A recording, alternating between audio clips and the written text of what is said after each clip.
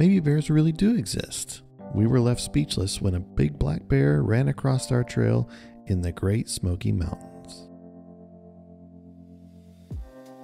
You're listening to Travel FOMO, a podcast for people self-diagnosed with wanderlust.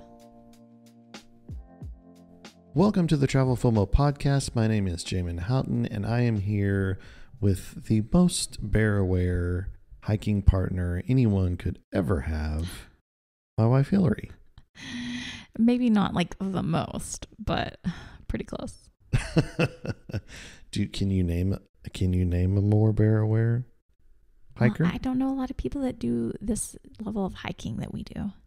Did you encounter anyone on the trails more bear-aware than you? Oh, actually, no. Okay, noted. Well, and where we are today in this episode, it's actually really appropriate because the Smoky Mountains are where approximately 1,500 bears live.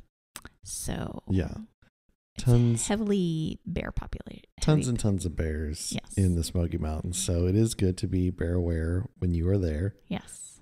We are in episode 2, season 11 of the podcast, East in the Airstream. East in the Airstream. We have made our way from the West Coast through the Rocky Mountains, across the desolate plains. And if you listen to the last episode, we were just in Nashville, Tennessee, and now we have made our way a little bit further east to the Great Smoky Mountains. We're staying in Gatlinburg and exploring Smoky Mountain National Park. That's right. I really enjoyed the Great Smoky Mountains. I thought it was a lot of fun. I really like that national park a lot. I think it's kind of like the classic national park. Like, it is Yogi Bear and Boo Boo still in your picnic basket. And you like really old cartoons. All of the things.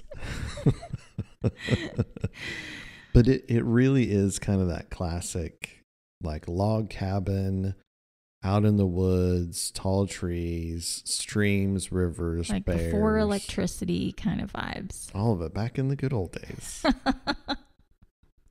I really do think it's a really beautiful place. The weather was perfect when we were there.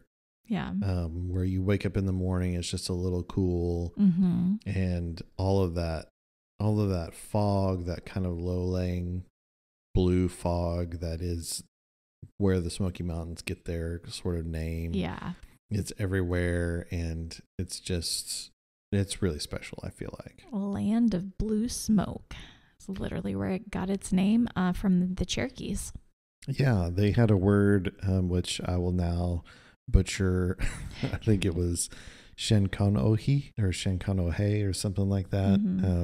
That means land of blue smoke. It really is something special to see. And apparently a lot of other people think so too. It is the most visited national park. Yeah. In 2023, it had 13 million visitors. Yeah. Which is insane. Yeah. So a lot of people go check it out. I mean, it has 800 miles of trails, 2,900 miles of streams that you can fish in. Another kind of unique thing about it is it has all these historic structures in it. So old homes and log cabins and things like that. I think there's over 90 of them. Which is crazy to think about, that they're maintaining 90 different structures, or they're kind of keeping an eye on 90 different structures, you know? Yeah. It's crazy. Another really unique thing about the Great Smoky Mountains is there is no fee to enter. Which is really rare. So a lot of the other national parks that were made prior to the Smoky Mountains becoming a national park, it was already sort of federally owned land. But this, the Rockefellers and a bunch of people donated money to purchase the land to make this national park. And there were already sort of highways running through it, things like that. And so they made a deal with Tennessee and North Carolina, because it covered, like, it spans both of those borders, that there wouldn't be tolls. And so there's no fee to enter, which is really kind of crazy. Yeah. You do now have to pay to park in some areas. And so now there is cost associated to going because you have to pay to park, but no entrance fee, and really just sort of a unique place. It's so different than the Rockies, I feel like, even though you love to like change their names out. Oh my goodness, I'm the worst. Like, not anymore. But I had to literally visit both of them before I could like tell them apart. Yes, yeah. You were like Rocky Mountain National Park and Smoky Mountains. You Rockies would and like the Smokies. switch those names constantly until we actually went. Yeah. But it's so different than the Rockies in that it's more rolling, and they're mountains, but there are trees all the way to the top, and they're more gradually sort of rolling mountains rather than these like jagged peaks that you see in the Rockies and the Tetons and things like that. Right. Yeah. Yeah. And it also gives it this more relaxed feel, I feel like, where the Rocky Mountains are like adventure and extreme and, you know, these jagged exits and danger. I feel like the Smokies are like a little more chill and just a little more relaxed. You don't hear about people doing a lot of rock climbing in the Smokies. Yeah. There's not all these books in every bookstore like Death in the Smokies. Like it's like true. That you're looking at in Zion and places like that. It's like, oh, how many people died? Right. And the Smoky Mountains are like, a bear took our picnic basket. Yeah. Yeah, that's true. It's pretty low key. You know, I loved our campsite, which we didn't exactly stay in the park. No. We stayed at an RV site called Imagination Mountain, which I highly recommend.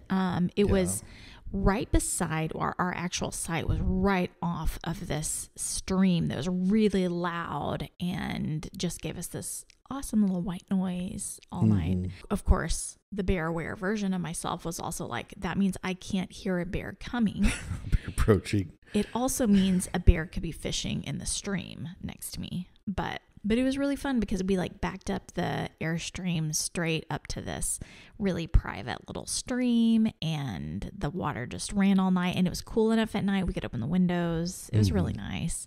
And I remember really specifically that you were teaching me how to hitch and unhitch the trailer. Yep. And so I was taking lots of notes, and I had a checklist. And so I was like going through my checklist and, you know, trying to literally do it all kind of with you kind of following behind to see, like, you know, am I, you know, catching things? And we connected the electricity. And one of the things that we were supposed to do is, you know, just kind of like make sure the electricity lights are on, and, you know, that it kind of, and we got a surge protector and stuff like that, which good idea, because there was actually smoke coming out of the electrical box, and I was very proud to be the person to have recognized it first. And we unplugged it immediately, called the RV park, and we're like, dang it, we've already been setting up, and we've already spent a lot of time setting up because I was doing the setup this time. And so we're like, oh, are we going to have to move to a different campsite? But they were awesome. There wasn't a ton of people there, believe it or not. So we were able to just like move our extension cord to the next site. Yeah. Luckily we had an extension cord that would reach. And we could just plug into the campsite next to us. So that worked out really well. But we were like, yeah, we are not going to work harder, work smarter, not harder. We are definitely going to be thoughtful in how we do it. But great campsite, great RV park. There were trails right next to it. You could literally just start hiking from the RV park. Definitely recommend it. Yeah, I loved that little river. It had it was stones, like the bed of the river was stones, and they were all about like softball size. And so, like you said, it made this really great, just rolling river sound. Yeah. I loved being there. Yeah. And we made our way right into the park right away. We were looking forward to it. Yeah. So we did go right into the park. On our first day, we did a lot of hiking. Yeah. And the hiking there is really nice. It's not dramatic, like I said, like in the Rockies, but you get a lot of really great views. The mountains are are older. I think that, like the park will tell you they're like 200 to 300 million years old. So a lot more rounded and not as steep, like you see in the Rockies. And so we had done so much hiking on the West Coast that was extreme that it was really nice to just sort of take a more leisurely, like, long walk, and you still go uphill, and there's still like some effort that you have to put into it, but it's much, much easier. Yeah. And sort of peaceful and just relaxing. Yeah. I think our first trail was Rainbow Falls Trail. Mm-hmm. And it was like, it was like something where you kind of notice, like, okay, like I'm hiking up, but it's totally manageable. Just like a constant little incline. It was a great trail. We enjoyed it. Yeah. Well, and everything's so green there. Yeah. That it's just beautiful trees everywhere and like really green grass and stuff. So if you like that sort of green nature vibe, like, it's definitely there and really pretty. Yeah. And of course, it's right on the edge of Gatlinburg is one of the cities right on the edge of the park.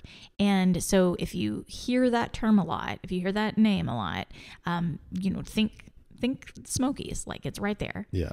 And one of our favorite things that we saw there that we kind of did while we were in Gatlinburg was go to the Tennessee Cider Company. And it's right there downtown in this tiny little downtown. And we did some of their tastings. They had like 11 different types of cider you could choose from. We ended up buying like a six pack of their big bottles of cider, which was really fun. And we're like, I guess we're going to travel with all this in our Airstream with all this glass, which we never travel with glass in the Airstream.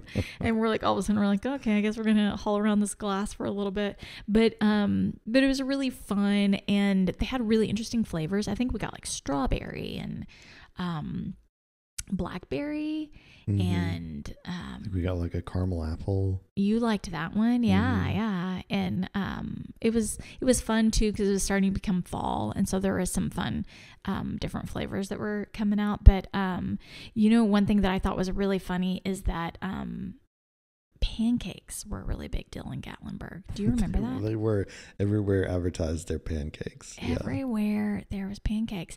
And they, for some reason, all around the Smokies, it felt like they just pushed pancakes so hard. I was like, why do they do that? This is so funny. Just because, I don't know. I just thought that was really funny. It's the only place in America where I felt like pancakes were like the thing to do. I don't know. I don't know if it's like a lot of families coming in for vacation. Yeah, maybe. And it's like, let's get the kids some pancakes. Like, I'm not sure. You know what else is nearby? Another town nearby is Pigeon Forge. Yes. And that is a scene in itself. Like, we stayed in Gatlinburg, and I was really glad we did, because I like Gatlinburg a lot. And then we went into Pigeon Forge to experience it. And because everybody talks about it. Yeah. And I could understand why a lot of people go there.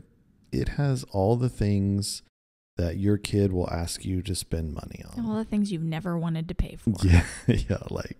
And I'm sure that there are great attributes to all of them, but it's like Dollywood is there.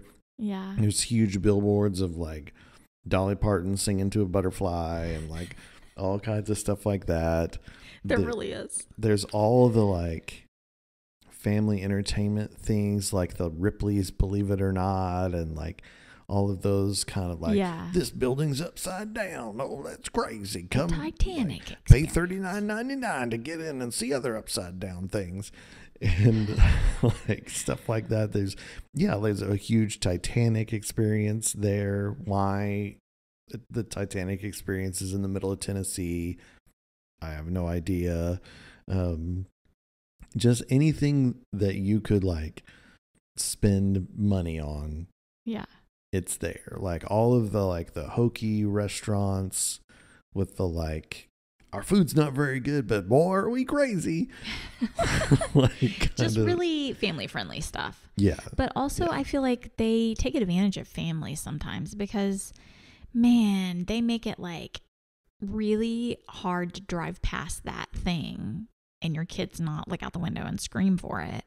Right. And then they're going to like charge you a lot of money. Like at any given moment, if it had been me and my family growing up, at any given moment, if we would arrive to any of those entertainment places, my parents would have had to have thrown down. I mean, there was 4 of us kids, 2 adults. I'm sure it would have been like easy $300 to $500 just to buy tickets into most of these places. So think about that. Like you're spending like $300 to $500 every time you park the car. Holy cow. Well, it's crazy too to me that like it's all on the very edge of the park that doesn't require you to pay to get into, and is like the reason that you came. Yeah. Is to see this national park and be outdoors and be in nature. And then they have all this stuff that's like manufactured stuff to like spend money on. Yeah. It's a little bit crazy to me.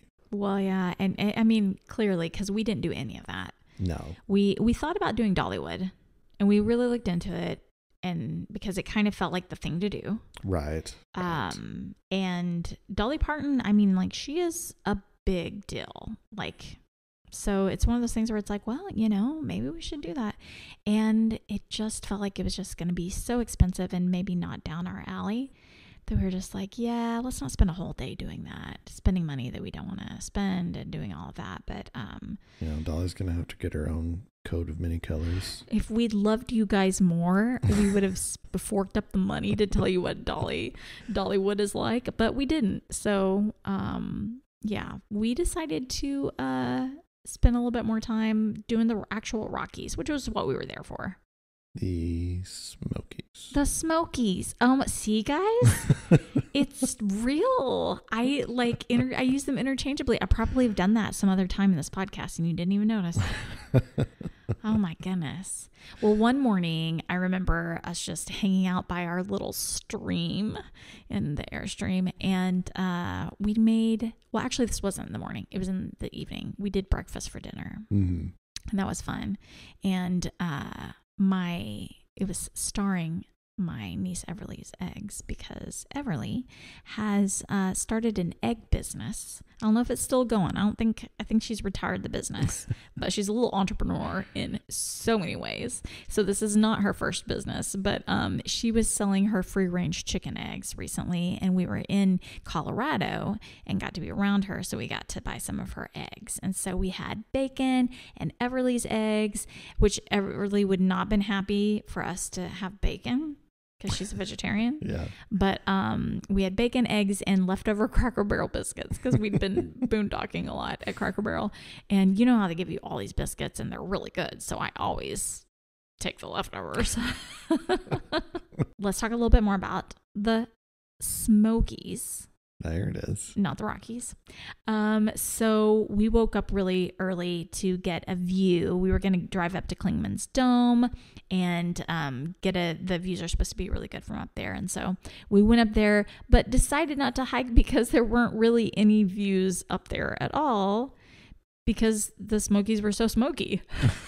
Literally. The fog was so extreme. We were kind of laughing about it because it's the same view that we saw in Big Sur.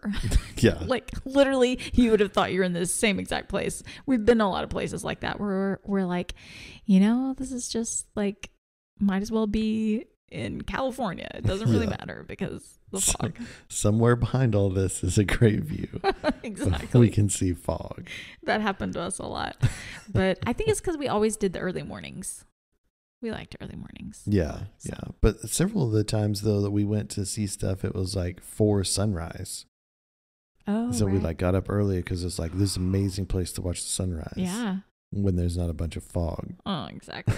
Exactly. Also, I remember specifically, I was rediscovering the Libby app, which, by the way, guys, if you haven't discovered Libby, it is an app where you can connect with all the library systems across the US. And so if you have got a library card, you just plug in your card and they will let you listen to all of the audio files. You could read books on your devices. So you've got a bunch of different digital options that you can choose from. And you can do it right from your phone or iPad or something like that. So I, at the time, had been kind of like rediscovering Libby and had been looking through all the different audiobooks and checking things out. And so we were listening to Rosemary's Baby, which was really creepy. And it was getting to be the fall time too. So it was like, ooh, and there was all this fog. And so we were driving through all this fog in the early morning hours in the Smokies listening to Rosemary's Baby. And that's an old book, but if you haven't listened to it, you really should, because it's classic. It's good. I was just glad that we had finished the 1-by-1 book that you had made us listen to. About the Swiss chalet. As we drove across Kansas. That was a good one, though. Was it? I think that we decided it was good. It was just slow. It was slow. And it, like, they started landing the plane, like, way early. That's true.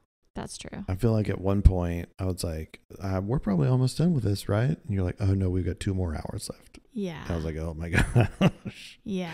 That was called 1-by-1, right? Yeah. Okay. Well, don't listen to that book. Yeah, avoid. But do listen to Rosemary's Baby. But we got to see a bear while we were in. We did. We like left that area, went to hike the little river trail, and it was like it's a really nice trail that runs along a little river, and we're walking along, and you were telling me a story about some movie you'd seen when you were a little kid. I was telling you about Private Eyes with Don Knotts and who's his sidekick that's always in the movies with him? Don Knotts. I forget. Gosh, what's his name? But the two of them are in Apple Dumpling Gang and stuff like that. Yeah. And they're in a movie called Private Eyes, and it's hilarious. But then we went back and watched it recently, actually, and we were like, maybe it didn't hold up from your. It's cheesy. It's just really cheesy. 8-year-old and self. I didn't feel like you were the right person to watch it with. So I don't think it maybe you appreciate it as much as I do. But so I'm telling you the story about how funny this movie is, right? And we're walking along this trail. Okay, yeah. Continue. So we're walking along the trail. You're telling me all about this amazing Don Knotts movie. And we're going alongside this river. And the river is like fairly loud. And right out in front of us, we're talking probably like 15 yards away, a fairly good sized black bear, like 250, 300 pounds, just runs right across the trail. And he had evidently been down by the river, heard the Don Knotts story, and decided to run away, and ran like right in front of us. And like kind of ran up the mountain. So he was clearly running away from us, and not a threat at all. But it was pretty like startling. We both just like stopped dead still. We were not in our prepared. tracks. And we were really, really close. Yeah. I mean, you could see like it had this like really shiny black fur. Oh my goodness. You could see like the pink inside its ears. Yep. I remember thinking like, wow, we're really close. I can see inside that bear's ears. It was like cute. Yeah. I mean, it was big, but it was like beautiful. Yeah. Yeah. That's how close we were. And so like we both just kind of froze. It's one of those points where, because, we film little bits of our hike, and when you see a beautiful view or something, like you film for a minute and stuff, but you don't just have like a camera rolling right the whole time. But it's one of those that I'm like, oh, I wish we'd had like the GoPro rolling like something, because we were just so close, and it's such a rare experience. Yeah. And one that you wouldn't seek out. Like, right. If I knew there was a bear, I would look at it and get footage of it, but I would never try to get as close as we were. Oh, right, for sure. And so it was just, aren't you glad kind of crazy? I was telling you the story of that movie, Private Eyes. What do you think? What does your bear awareness tell you would have happened? I was talking at normal volumes and telling you about this, and I'm like, explaining this movie and how funny it is, and a bear hears us and runs. And had I not been talking, we would have been right next to a stream with a bear in between us and the stream. Like, and I'm talking like 5 feet to the water, right? Yeah. Wouldn't you it's agree? Pretty close. Yeah. There's like a stream, 5 feet of like a little bit of a lot of vegetation, which is why we didn't see the bear. And then we're on a trail that's probably 5 to 10 feet wide. So he would have robbed us, or? You are such a punk. No, I think that it would have been startled and it wouldn't have had anywhere to go except towards us, because we would have been between it and what it would consider to be safety. Yeah.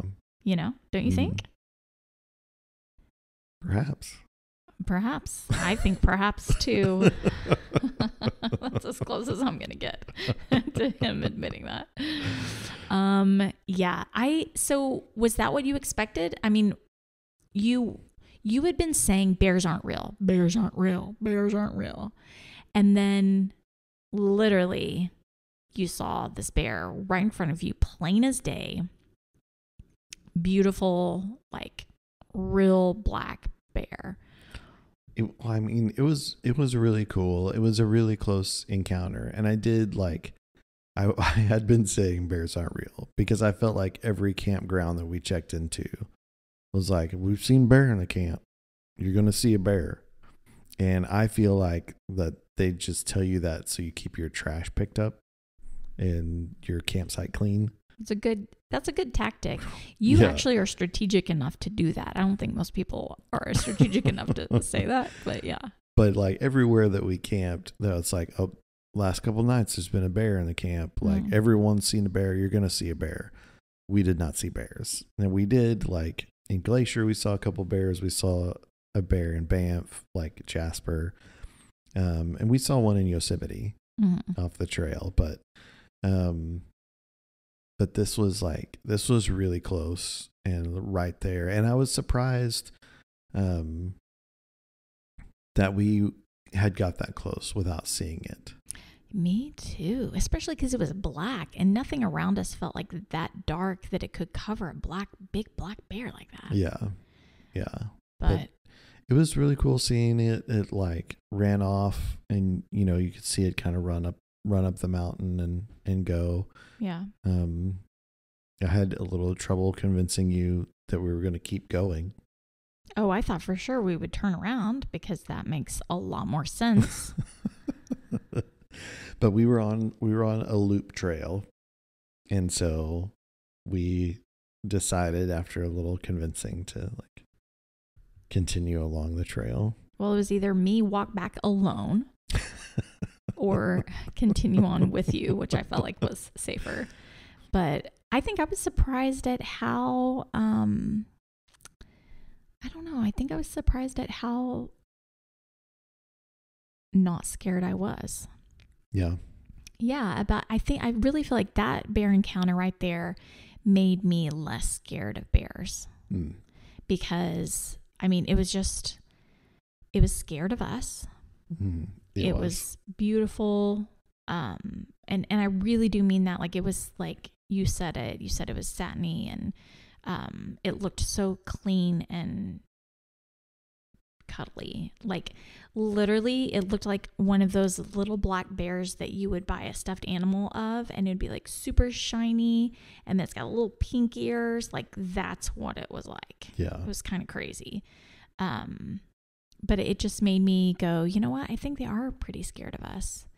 Yeah. I think as long as people do actually keep all their trash picked up and things like that, and bears don't learn to associate people with food, I think they really do keep their distance. Right. And it's one of those things that if we as people don't create bad situations for them, then I think that we can have places like national parks where we can go potentially see one and have a nice experience rather than a dangerous one. Yeah, for sure. But that little river trail was really cool. You come across a lot of things other than bears along the river that are fun to see. They have old cabin sites. Some where like everything's gone except the stone chimney. Yeah. That was there, and there's a bunch of them, and you could walk right up and you see where this old log cabin used to be. Yeah. And there's just a stone chimney now built right by this river, and you definitely recognize like, yep, this is exactly where I would put my little house, like right here by this river. It's beautiful here. And then here's where their neighbor lived. Mm-hmm. And then here's like, this would have been across the street, kind of almost like a little village. Yeah, like a little community. And these are, really old, like hundreds of years old. There's also a little village of old homes that like loggers for like timber companies had lived, and they're part of the park now, and the park maintains them, and you get to like walk through them and explore them. They're really cool just to see those old homes. They're perfect for like hiding around a corner and jumping out and scaring someone. They're great for that. Which you did. Yeah, we're like going through all these old homes, and for the most part it was just you and I, entering a little home, and nobody else was in there, and there'd be other people walking around, but nobody in the home with us. Right. And yeah, I remember walking around the corner and you like jumping out of nowhere. It was, yeah, it was already a little creepy, right? And then it's just good to keep your heart rate up. Well, and I just seen a bear, so as if I needed that. They also have a welcome center for the park, but it's actually just outside of Gatlinburg. So it's not really in the park, which is a little different. So you kind of had to like drive through town and outside of town a little bit. But I know you were collecting national park patches, so we got you one. And then I've been buying books about the different national parks because I was curious about the stories of what was happening in these parks. And so I bought one about the Smokies called Bear in the Back Seat. And it's really stories from this one wildlife ranger, Kim Delosier, I think is the last name. And so one of my favorite stories was there's literally a sedated bear that they need to relocate because he's become humanized, right? And this is all happening in the Smokies. And they've sedated him, and they're going to haul him off, but they need a helicopter to do that. And so he was starting to wake up while he's like riding in this helicopter. So there's this crazy windy weather. It took the helicopter a while to arrive, and they've got this sedated bear that they need to like haul off, but like it can only stay sedated for so long. And the ranger was starting to get a little nervous because he knew these drugs were going to wear off soon. And pretty soon the helicopter pilot arrives, and he was not happy about the situation because he didn't realize the bear would actually be put in the helicopter with him, like in the back seat. And I guess he imagined maybe they would like put him in a net and like haul him from underneath them maybe. And so they actually put him in a helicopter. This is the only option. They put him, I guess, because it was probably crazy windy weather, maybe. So they actually have to put him in the back seat. And so it took a while for them to take off. Everything was like getting delayed. And this sleepy bear was clearly not going to stay sleepy forever. And so they keep like, it keeps getting heightened and heightened, and they're afraid that this bear is going to wake up. But despite the weather and everything, they finally managed to take off and safely get the bear somewhere else. But both of them were like on edge because they've literally got a bear in the back seat that's about to wake up, and they're on a plane. Like, I don't know what you would do. Would you just like jump out of the helicopter? I don't know. I would assume you would try to land or like, oh, that sounds or insane. Get the bear out of the helicopter. Or yeah, somehow, dump like, the bear out of the helicopter, I guess. rather than you jumping out of the helicopter, leaving it for the bear to fly. Oh man, it's a really entertaining book though. There's all kinds of little stories like that, but And you could tell this ranger is pretty adventurous and like willing to take some risk. And so I think that's also what made the helicopter pilot a little nervous, is like, you jerk, you are taking way too many risks. I really enjoyed the Smokies. It's Yeah. that classic national park experience. Yeah. So much green. I really like green a lot.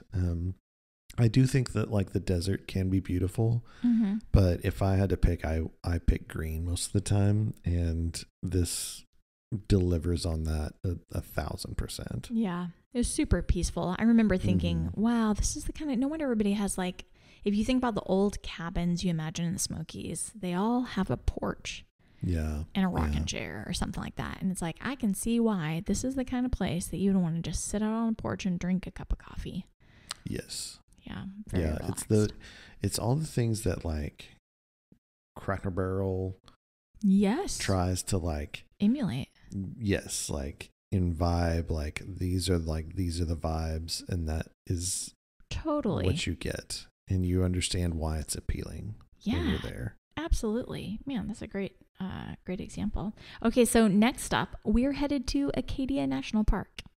Lots of driving ahead. Yep. Fortunately, you guys don't have to actually experience that, but we did. And we're also trying to get ahead of Hurricane Fiona, which was making its way up the East Coast. And so that is why you'll see us ping-ponging around a little bit, because that was part of the reasoning, is because we're going to dart up to Acadia because it's hurricane season and we don't want to get caught up in all of the waters. So Yeah.